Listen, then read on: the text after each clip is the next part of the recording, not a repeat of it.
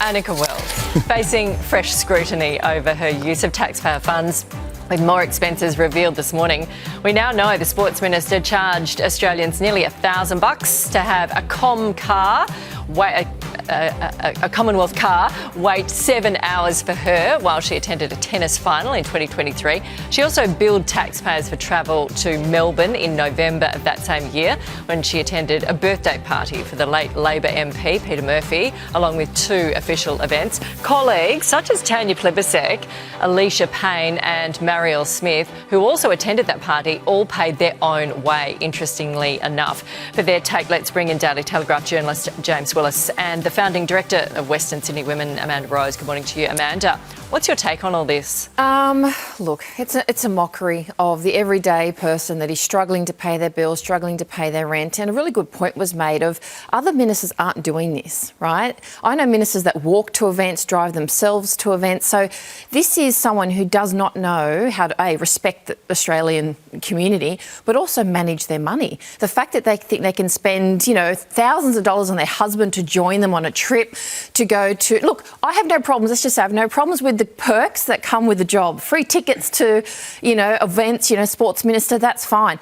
But having taxpayer pay for, a flight for you to travel with your husband and back and forth, $10,000 over 3 days, and then a car waiting for 7 hours so you can leave, that's offensive, right? And it should be paid back. Okay, it's within the rules, which a lot of us didn't know till this week, that they do get 3 business class return flights for their family pool anywhere in Australia.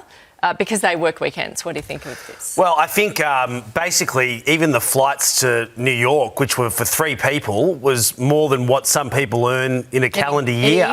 In a year. And look, it's in the rules because from what I can see, there are very few rules at all, Nat, and unfortunately they all do it.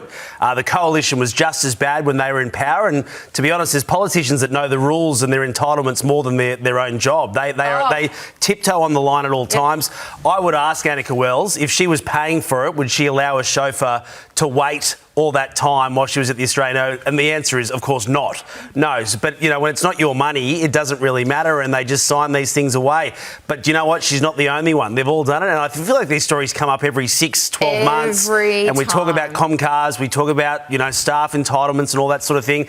And neither side is willing to get in the ring and change it because they love the perks. They are addicted to the leather of the chauffeur cars and they just can't get over it. Yeah. And that's why the media seems to be blowing this up more than the pollies this week, if you've noticed, because a lot of them would have history where they have claimed this and got away with it, I'm sure, over the years. Look at that. The New York trip where that is the $100,000. So the Optus disaster happened. People died. She had to stay here and deal with that. So at the last minute, she had to book the tickets. They were 34 odd grand each.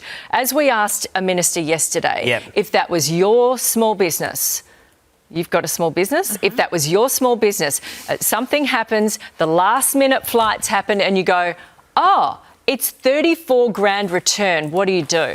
You go, I don't have $34,000 because I just paid my tax bill, right? And that's the thing. We're actually, as a small business owner, the government gets more of the money that I earn than I get, right? So we can't make these choices. We don't have the financial freedom to be able to be flexible with what we do.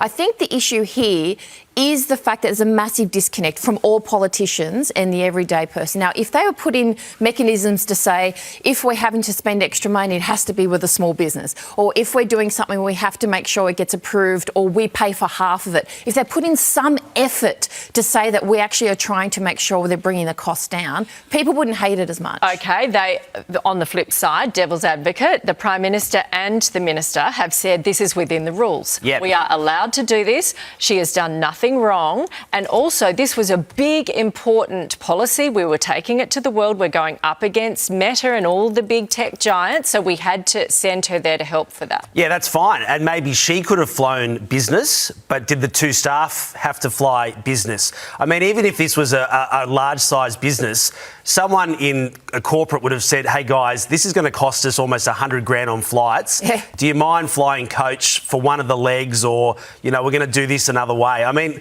it's just that when it's not your money and it doesn't matter, like people just sort of go sign it off. And look, of course the Prime Minister's not going to do anything here because he loves the entitlements. They all do.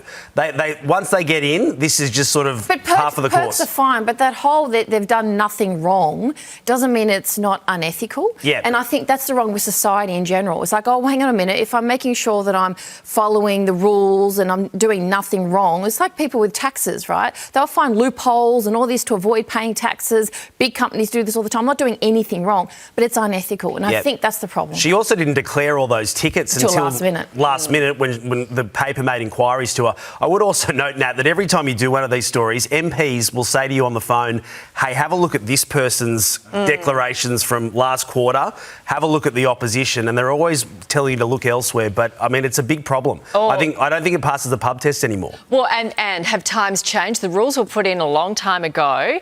Have we reached the point now where the rules have to change? Yes. Yep. Or would we get to the point, you know, yes, they're paid well, but if a lot of these guys went into private business, they'd be paid even more. Should we... Are you sure about that? Well, not all of them, That's but right. some of them. Look at Julie Bishop. She went and but she was good. If they were in a private company, they wouldn't. The private company wouldn't pick up the bill for their family to come on them. They wouldn't allow you to spend 7 hours so then at the they tennis can go, without leaving with a deal. Yeah. But what I'm trying to say is we need to attract decent people into politics. Yes. Would we get them if we take everything away from them? I mean, I'm just trying to argue a different side here. I think when we say decent people, I think we need qualified, but I also think we need people with good quality character. I think people that can say, you know what, it's not right to spend that much money on my family to come to that. We should pay it ourselves. Make the decisions that someone would expect you to make as a leader. Yeah, and I think we're lacking that. I think you just need to, as a politician, and this is what the Prime Minister should be doing to his team, to say, hey guys, listen, everyone is really struggling at the moment.